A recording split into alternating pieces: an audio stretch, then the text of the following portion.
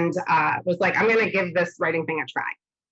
I cashed out my 401k, so I had a cushion of a couple months to help build the business. And I've had ups and downs, but I'm almost 8 years in at this point, and I've done a lot of things in those 8 years. But yeah. I think I'm finally kind of finding my way of where I want to go and what I would like to turn my side gig into my full-time gig.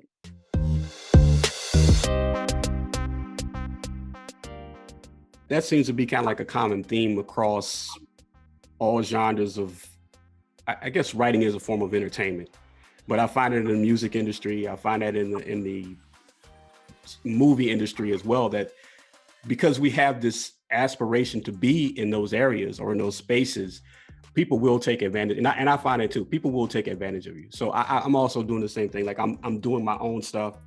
Yeah. And I don't want to say I refuse, but it really takes a lot for me to do something like for pennies on the dollar. Yeah. Yeah. I've set a bottom rate, right? And I have to hold myself to that bottom rate. I actually, when COVID hit, I have 3 children. So when COVID hit, I quit working. I just couldn't manage my kids. My internet couldn't handle all of us. And so I the clients I had, I was like, I have to take a leave of absence. And that was probably April or May. And then come September, my kids went back to school in a hybrid format. So they were gone a lot. And I decided to come back. And it took me from September until January I made $75 between September and January. And so it was very tempting to, I could go do this and I could at least make a couple $100, but that's such a downward spiral, So I'm really glad I kind of stuck to my guns there and didn't take myself lower than I knew I shouldn't go. I knew the value of my words and I held to them. Yeah, so in January, I was like, I think it's time. I call them arrows, right? I felt like the universe was pointing me in that direction. Mm-hmm. And I was scared to death to do that, to come out. I'm on the PTO. I'm on multiple boards in my community. I have children in school. People are cruel. So I was really scared to do that. And I actually, after it happened, one of my dearest friends is gay, and I called him and I'm like, I know being a sex blogger is nothing like coming out for you, but I feel like I'm gonna vomit. When does this go away? And it's gone away for the most part by now. That was a couple months ago, but that was a big step for me coming out that way. But that was the first step I had to do if I actually want to make this my full-time gig. People need to know what I'm doing so that it's not. I'd rather be upfront and honest about who I am than, I got you. Somebody sneak around and be like, oh, you're this. Oh God, you enjoy having sex, Right. Where did the community embrace you more than you thought, or? Yeah, I have gotten no backlash yet about it. Well, my own grandmother's 95 and she was a little perturbed. But when I was 16, I thought I was going to be a sex therapist. So this shouldn't have come as a surprise, Grandma. Yeah. And what I did, I wasn't, I wasn't like, hey, I write erotica or anything like that. But I just did a Facebook post that was like, everybody knows I'm a writer. You might not know that I write in the sex industry as well. And I debated about sharing this, but we're all adults. So if this is something that you are interested in and you'd like to follow my newsletter, message me and I'll give you the link. That keeps my father-in-law out of it, that kind of thing that people don't necessarily wouldn't want following. Mm-hmm. And yeah, I've gotten a great response. I have, now people I know reach out, be like, I have this question I've never been comfortable asking anybody. Could I ask you? And I think that's great, right? I think that's not everybody's on Quora. Not everybody has those outlets where they can find somebody to ask questions that they're uncomfortable asking their friends. Yeah. Well, speaking of questions, I don't answer nearly as many questions as you do.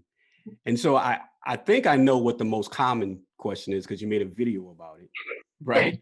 Yes. But tell me the most oddballish question that you've had, thinking like why why this? Not to insult the guy or the woman, but what's the most oddballish question you've had? So I would say they have to do with most of the oddball questions have to do with fetishes, right? Okay.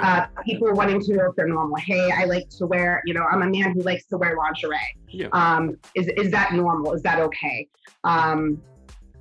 Most people want to know they're normal. They're afraid that they're abnormal, that nobody else in the world is like them. So in some way or another, most of the oddball questions are about wanting to know if you're normal. Like I said, the video, I get that all the time. Some men are very insecure about their manhood, and you want to assure them that they should not be, right? That's the premise of that video, right? That's the premise of that video. Like, it doesn't. What are you gonna do about it? I'm bosomy. I wish I wasn't. I can't. I'm not going to not like myself less or think anything less of myself just because I wish I didn't have to wear a bra. I understand. Yeah, it's the same thing.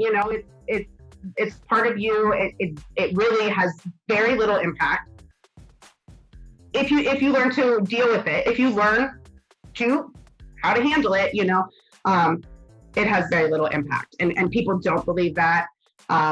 But like I said in that video, I've never had a woman ask me about a man's penis size, never once. But every day I have men ask me. Well, you can tell everybody where to go to see your video. Sure.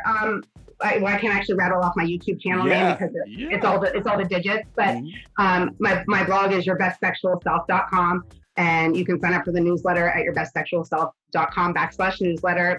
That also gets you a free erotica book right now. And I send out the newsletter once a week, and it has all of my content for that week that's intimacy related. Nobody really cares about reading about knee surgeries.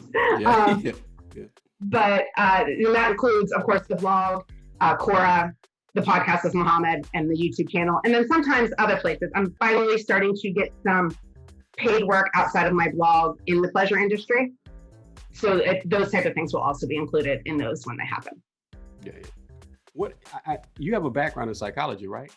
I do. Yeah. So what have you? I guess this is a twofold question. Mm-hmm. What have you learned about people now that you're interacting more with people, right? You're interacting with people globally. Yeah. And then tell me something that was confirmed, something that you already knew, and they're I see it now in the numbers, or I see it now in my questions. Yeah.